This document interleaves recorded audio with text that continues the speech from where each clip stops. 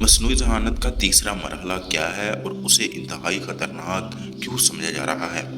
نومبر 2022 کے آخر میں اپنے آغاز کے بعد سے چیٹ جی پی ٹی ایک ایسا چیٹ بوٹ جو آرٹیفیشل ذہانت کا استعمال کرتے ہوئے سوالات کے جواب دیتا ہے، یہاں صارفین کے مطالبے پر متن تیار کرتا ہے، تاریخ میں سب سے تیزی سے بڑھتی ہوئی انٹرنیٹ ایپلیکیشن بن گئی ہے۔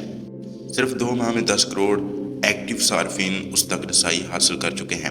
ٹیکنالوجی کی نگرانی کرنے والی کمپنی سینسر ڈاؤن کے اعداد و شمار کے مطابق ٹک ٹاک کو اس سنگ میل تک پہنچنے میں 9 مہینے لگے، جبکہ انسٹاگرام کو 2.5 سال کا عرصہ لگا تھا۔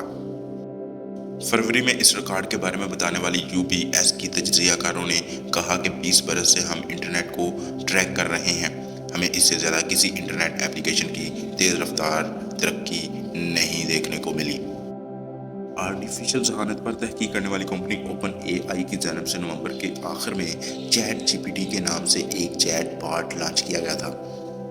اس کی مقبولیت نے ٹیکنالوجی کے اثرات کے بارے میں ہر قسم کی بحث اور قیاس آرائیوں کو جنم دیا ہے۔ یہ اے آئی کی وہ شاخ ہے جو صارف کی ہدایت کے مطابق موجود ڈیٹا سے اصل مواد تیار کرنے کے لیے وقف ہے۔ عام طور پر یہ انٹرنیٹ سے ہی اپنا ڈیٹا لیتا ہے۔ چیٹ جی پی ٹی دراصل کمپنی کی جانب سے مصنوعی ذہانت کی بنیاد پر بنائے سافٹ ویئر میں تازہ ترین اضافہ ہے، جسے کمپنی کی جانب سے جنریٹو پری ٹرینڈ ٹرانسفارمر یا جی پی ٹی کہا جا رہا ہے۔ چیٹ جی پی ٹی سے اگر آپ کوئی بھی سوال پوچھیں تو یہ آپ کو اس کے حوالے سے ایک مفصل اور بہتر جواب دینے کی صلاحیت رکھتا ہے، چاہے آپ اس سے کوئی نظم لکھوائیں یا اسائنمنٹ میں رہنمائی حاصل کریں۔ یہ سافٹ ویئر آپ کو اکثر میوس نہیں کرے گا۔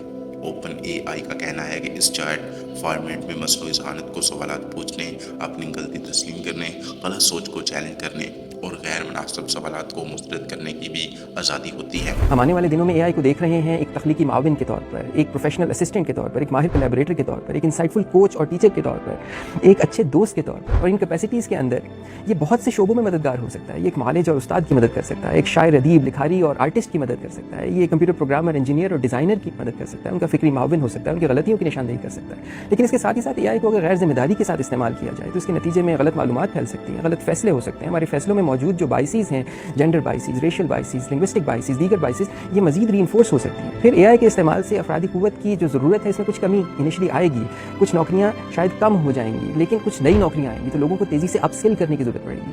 تو یہ ضروری ہے کہ اے آئی کو جب ہماری زندگیوں میں شامل کیا جائے تو اس کی اسٹرینتھس اور لمیٹیشنس کو سمجھتے ہوئے شامل کیا جائے۔ مضمون، شاعری اور لطیفوں سے لے کر کمپیوٹر کوڈ تک اور ڈایاگرام، تصاویر، کسی بھی طرز کا آرٹ ورک اور بہت کچھ اس کے ذریعے تیار کیا جا سکتا ہے۔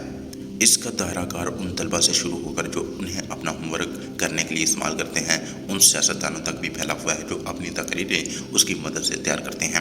اس رجحان نے انسانی وسائل میں انقلاب برپا کر دیا ہے۔ ٹیکنالوجی کی دنیا میں آئی بی ایم جیسی بڑی کمپنیوں نے تقریباً 8,000 ملازموں کے خاتمے کا اعلان کیا ہے۔ اب وہ یہ کام مصنوعی ذہانت کی مدد سے لیں گے۔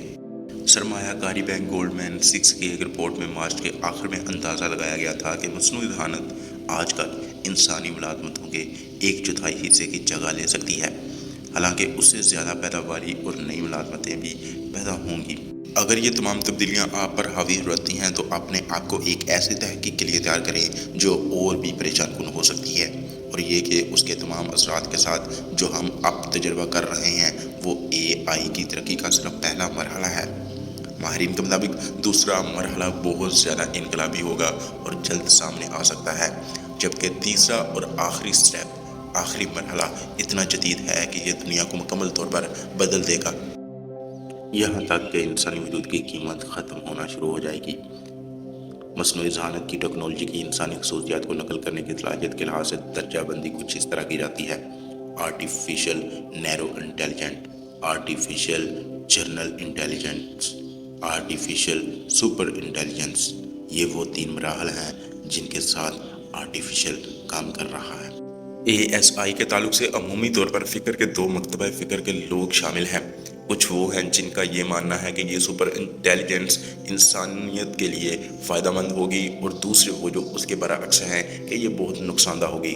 اس کے خلاف جو ہیں ان میں مشہور برطانوی ماہر طبیعیات اسٹیفن ہاکنگ بھی شامل تھے، جن کا خیال تھا کہ انتہائی ذہین مشینیں ہمارے وجود کے لیے خطرہ ہیں۔ انہوں نے اپنی موت سے 4 سال قبل 2014 میں ایک انٹرویو میں بتایا کہ مکمل مصنوعی ذہانت کی ترقی کا مطلب انسان کا خاتمہ ہے۔ انہوں نے مزید کہا تھا کہ اس سطح کی ذہانت والی مشینیں خود ہی شروع ہو جائیں گی اور بڑھتی ہوئی شر سے خود کو نئے سرے سے ڈیزائن کریں گی۔ ان کی پیشن گوئی کے مطابق انسان جو سست حیاتیاتی ارتقاء کی وجہ سے وہ صلاحیت نہیں رکھتے اور وہ مقابلہ کرنے کے قابل نہیں ہوں گے اور یوں وہ اس ٹیکنالوجی سے ہار مان جائیں گے۔ ASI کے سب سے بڑے پرجوش افراد میں سے ایک امریکی مستقبل کے موجد اور مصنف ری کوزویل ہیں، جو گوگل کے ایک AI محقق اور سلیکن ویلی کی سنکچولیٹری یونیورسٹی کے شریک بانی ہیں۔ سنکچولیٹری اس دور کا دوسرا نام ہے جس میں مشینیں انتہائی ذہین بن جاتی ہیں۔ ری کوزویل کا خیال ہے کہ انسان حیاتیاتی رکاوٹوں کو دور کرنے، ہماری زندگیوں اور ہماری دنیا کو بہتر بنانے کے لیے انتہائی ذہین AI کا استعمال کر سکیں گے۔ سن 2015 میں انہوں نے یہاں تک پیشن گوئی کی تھی کہ سال 2030 تک انسان نینو بوٹس یعنی انتہائی چھوٹے روبوٹ کی بدولت لافانی زندگی حاصل کرنے کے قابل ہو جائیں گے، جو ہمارے جسم کے اندر کام کریں گے، وقت کے ساتھ ساتھ پیدا ہونے والی بیماریوں سمیت کسی بھی خرابی یا بیماری کا علاج کر سکیں گے۔ ایک انٹرویو میں اوپن AI کے سیمنٹ ایلٹ مین بھی AI کی صلاحیتوں کے بارے میں پرامید تھے۔ انہوں نے کہا کہ یہ انسانیت کے لیے سب سے بڑے چیلنجز جیسے موسمیاتی تبدیلی اور کینسر کا علاج کے حل بھی کر سکیں گے۔ درمیان میں ہیٹن جیسے لوگ ہیں جن کا ماننا ہے کہ AI میں انسانیت کے لیے بہت زیادہ صلاحیت ہے، لیکن واضح ضابطوں اور حدود کے بغیر ترقی کی موجودہ رفتار پریشان کن ہے۔ نیو یارک ٹائم کو بھیجے گئے ایک بیان میں گوگل سے علیحدگی کا اعلان کرتے ہوئے ہیٹن نے کہا کہ اب وہ اپنے کیے پر پچھتاوا کر رہے ہیں، اپنے کیے پر پچھتا رہے ہیں کیونکہ انہیں خدشہ ہے کہ بد عناصر AI کو برے کام کرنے کے لیے استعمال کریں گے۔ مثال کے طور پر تصور کریں کہ کچھ برے اداکار جیسے روسی صدر پوتن نے روبوٹ کو اپنے ڈیلی اہداف بنانے کی صلاحیت دینے کا فیصلہ کیا ہے۔ مشینیں آخرکار ڈیلی اہداف پیدا کر سکتی ہیں، جیسے مجھے زیادہ طاقت حاصل کرنے کی ضرورت ہے جو وجود کا خطرہ پیدا کرے گی۔ ایک ہی وقت میں برطانوی کینیڈین ماہر نے کہا کہ مختصر مدت میں AI خطرات سے زیادہ فوائد لائے گا، لہٰذا ہمیں اسے تیار کرنا بند نہیں کرنا چاہیے۔ سوال یہ ہے کہ اب جب ہم نے دریافت کر لیا ہے کہ یہ چند برس پہلے کے مقابلے میں بہتر کام کرتا ہے، تو ہم چیزوں کے طویل مدتی خطرات کو کم کرنے کے لیے کیا کرتے ہیں جو ہم سے زیادہ ہوشیار ہیں؟ گوتریس اس بات سے اتفاق کرتے ہیں کہ کلید ایک AI گورننس سسٹم بنائے اس سے پہلے کہ وہ ایک ایسی ذہانت تیار کریں جو اپنے فیصلے خود تیار کر سکے۔ انہوں نے خبرداری کیا کہ ایک سپر انٹیلیجنٹ ہم پر بہت زیادہ لطیف طریقے سے غلبہ حاصل کر سکتی ہے۔ وہ کہتے ہیں کہ ایک ایسے مستقبل کا تصور کریں جہاں ایک ہستی کے پاس کرہ ارض کے ہر فرد اور اس کی عادات کے بارے میں اتنی معلومات ہو کہ ہماری انٹرنیٹ کی تلاش کی بدولت کہ وہ ہمیں ان طریقوں سے کنٹرول کر سکتا ہے جس کا ہمیں احساس بھی نہیں ہوتا۔